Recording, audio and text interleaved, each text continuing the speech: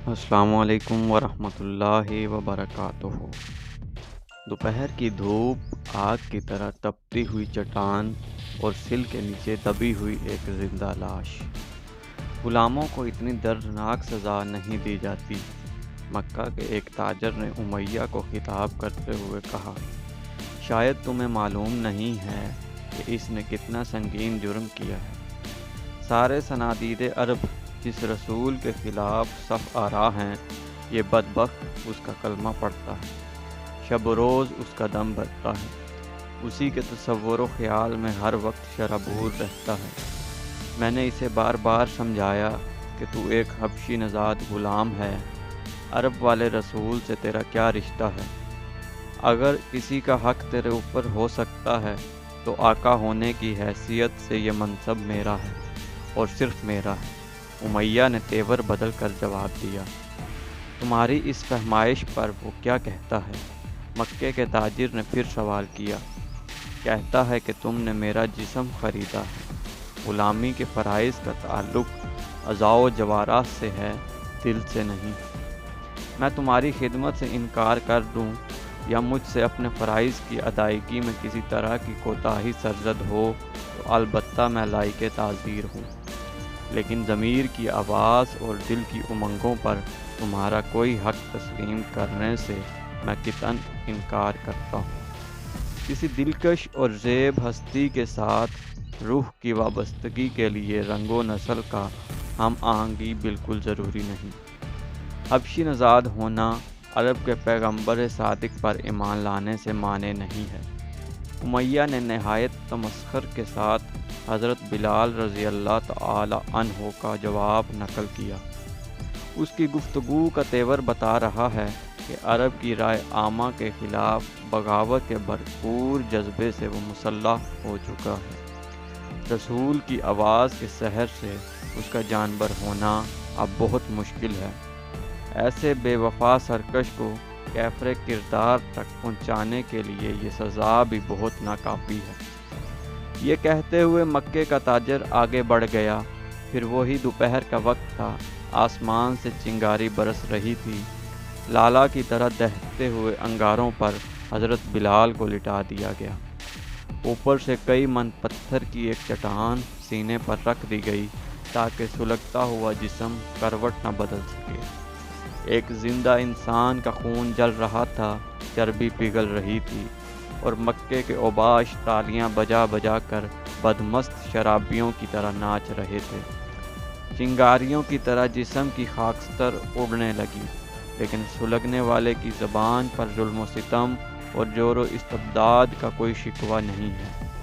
ایک سے ایک لرزا دینے والا واقعہ دنیا کی نگاہوں سے گزرا ہے، لیکن خوشنودی حق کے لیے تسلیم و رضا اور صبر و ضبط کا یہ حیرت انگیز نظارہ چشم فلک نے کم ہی دیکھا ہوگا۔ تصور جانا میں آنکھیں بند تھیں اور امیہ ہاتھ میں تازیانہ لیے پوچھ رہا تھا، بتا، کیا اب بھی تو محمد صلی اللہ علیہ وآلہ وسلم کا کلمہ پڑھے گا؟ تیری ہڈی تک جل گئی، اب تو جھوٹے دین سے توبہ کر لے، بلا وجہ اپنی جان کو ہلاکت کا نشانہ مت بنا۔ آخری بار سن لے کہ اب بھی اگر تو اپنی ضد سے باز نہ آیا تو تیرے جسم کو جلا کر راکھ کر دوں گا۔ سارا عرب میرے ساتھ ہے، کوئی بھی تیری حمایت کے لیے کھڑا نہ ہوگا۔ شدت کرب میں لرزتی ہوئی ایک مدھم سی آواز فضا میں گونجی، رسول عربی صلی اللہ علیہ وآلہ وسلم کا کلمہ میں زندگی کی آخری سانس تک پڑھتا رہوں گا۔ اس دین کو میں کیسے چھوڑ سکتا ہوں جس کی محبت میرے دل کی دھڑکنوں میں جذب ہو چکی ہے۔ ایک حبشی غلام کی اس سے بڑھ کر اور کیا معراج ہوگی کہ اس کے جسم کی جلی ہوئی راکھ رسول عربی کے قدموں کا بوسہ لے لے۔ میری فتح و سرخروئی کے لیے میرے رسول صلی اللہ علیہ وآلہ وسلم کی حمایت بہت کافی ہے۔ وفاداری کی موت ہلاکت نہیں، حیات جاوید ہے۔ چاندنی رات تھی، ایک پیکر نور کے دم قدم سے مکے کی پہاڑیوں پر نور برس رہا تھا اور فضاؤں میں ہر طرف خوشیوں کی ترنگ بکھری نظر آ رہی تھی۔ کہ اتنے میں چمنستان رسالت کے اندلیب حضرت ابو بکر صدیق رضی اللہ تعالی عنہ حاضر بارگاہ رسالت صلی اللہ علیہ وآلہ وسلم ہوئے۔ آج چہرے پر غیر معمولی اندو غم کے آثار تھے۔ حضور نبی رحمت صلی اللہ علیہ وآلہ وسلم نے نظر اٹھاتے ہی دریافت فرمایا، ابو بکر، آج تمہارے چہرے پر دل کے گہرے زخم کے آثار واضح طور پر نظر آ رہے ہیں، خیریت تو ہے؟ ڈبڈباتی ہوئی آنکھوں کے ساتھ عرض کیا، یا رسول اللہ، اب حضرت بلال کی تکلیف نہیں دیکھی جاتی۔ آج دوپہر کو ظلم و شکاوت کا ایک دلگداز منظر دیکھ کر آنکھوں سے خون ٹپک پڑا۔ ظالم نے دہکتی ہوئی آگ پر ننگی پیٹھ انہیں سلا دیا تھا۔ آپ کے کاکل و رخ کا غلام آنکھیں بند کیے سلگتا رہا۔ اف کرنا تو بڑی بات ہے، جان نثار نے کروٹ بھی نہیں بدلی۔ انگاروں کے مدفن کے نشانات بتانے کے لیے جگہ جگہ پیٹھ میں غار پڑ گئے ہیں۔ جور و ستم کی یہ درد انگیز سرگزشت سن کر حضور صلی اللہ علیہ وآلہ وسلم کی پلکیں بھیگ گئیں۔ ارشاد فرمایا، ابو بکر مت گھبراؤ، حق کا سورج زیادہ دیر تک گہن میں نہیں رہتا ہے۔ آزمائشوں کی انہی بھٹیوں میں عشق و ایمان کا سونا نکھرتا ہے۔ وہ دن بہت جلد آ رہا ہے جب اہل ایمان کی دنیا بلال کو اپنا آقا کہہ کر پکارے گی۔ جذبہ غمگساری میں حضرت ابو بکر رضی اللہ تعالی عنہ بے خود ہو گئے۔ عرض کیا، یا رسول اللہ، امیہ اسی لیے تو اپنے مظالم کا نشانہ بنا رہا ہے کہ وہ انہیں اپنا زر خرید غلام سمجھتا ہے۔ حضور صلی اللہ علیہ وآلہ وسلم مجھے اجازت مرحمت فرمائیے کہ حضرت بلال کو خرید کر آزاد کر دوں۔ خوشی سے چہرہ زیبا کھل گیا۔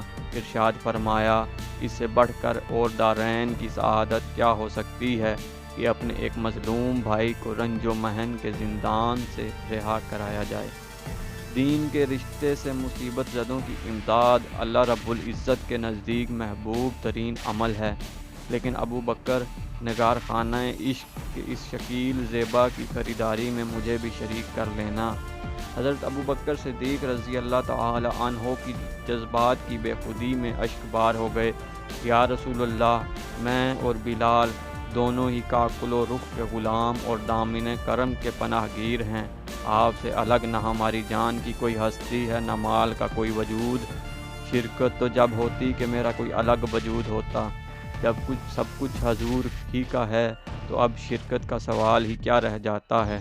میری تو صرف اتنی آرزو ہے کہ حضرت بلال رضی اللہ تعالی عنہ کو اس ظالم سے چھڑا کر حضور کے قدم ناز پر نثار کر دوں۔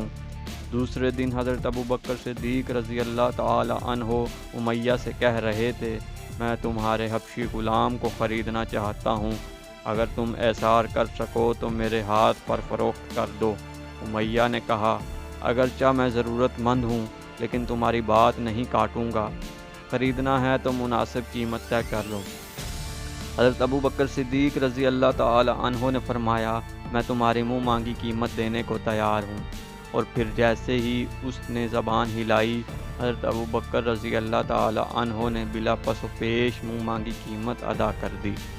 جب خوشی میں جھومتے ہوئے حضرت بلال رضی اللہ تعالی عنہ کو اپنے ہمراہ لے کر چلنے لگے تو امیہ نے تان کرتے ہوئے کہا، ابو بکر، ایک ذہین تاجر کی حیثیت سے تم عرب گیر شہرت کے مالک ہو۔